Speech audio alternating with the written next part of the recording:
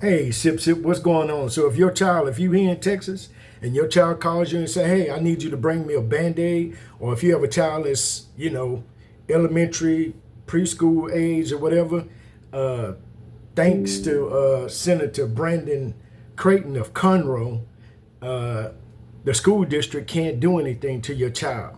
They can't administer any aid unless it's life threatening. So if your child falls and cut themselves, then they can't provide Band-Aid or first aid unless you give them parental consent. So Senate Bill 12 was passed thanks to Mr. Brandon.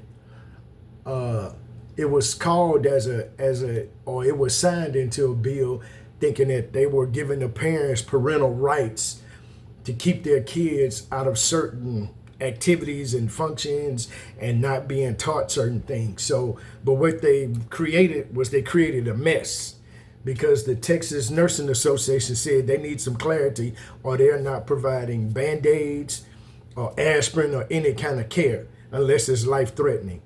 So a child could cut themselves, they could defecate, urinate on themselves, and your child is just going to be pissy or shitty until you get there, unless you sign the parental form, and there's still some ambiguity, big word, on the form. So schools are scrambling, trying to work this thing out.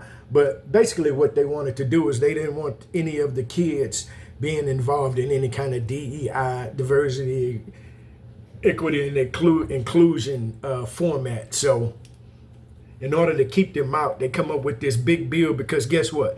They could have spelled it out. But no, they didn't spell it out. They left it vague. So now that they can try and figure it out or just make you're smart enough to figure it out. Well, you should have left it alone. It was fine like it was. If you don't want kids signing up for programs, well, say that.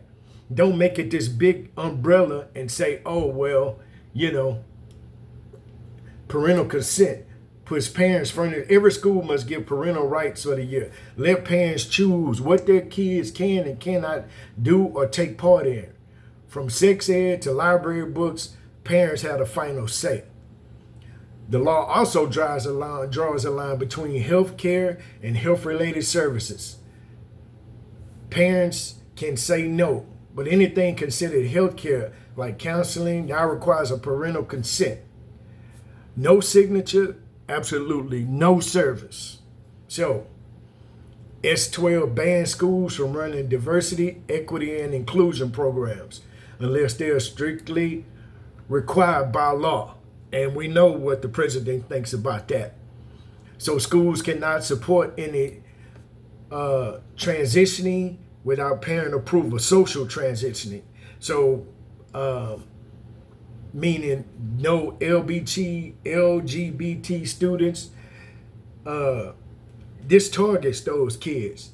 It creates confusion for teachers and it put kids at risk for those that don't have parent consent forms. So here's the question. Is this protecting rights or is it crossing the line into some kind of discrimination? So do they really have kids in mind? I don't think they do.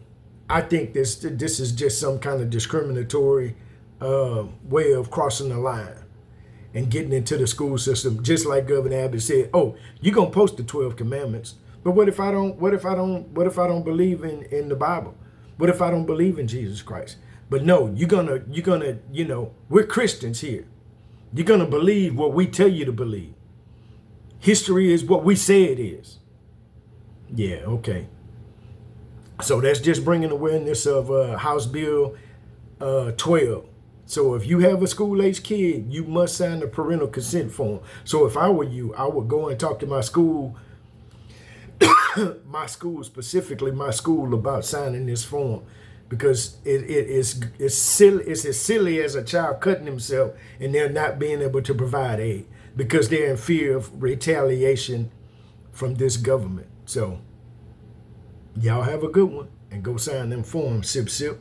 Oh, sign my subscription button first. Sip sip.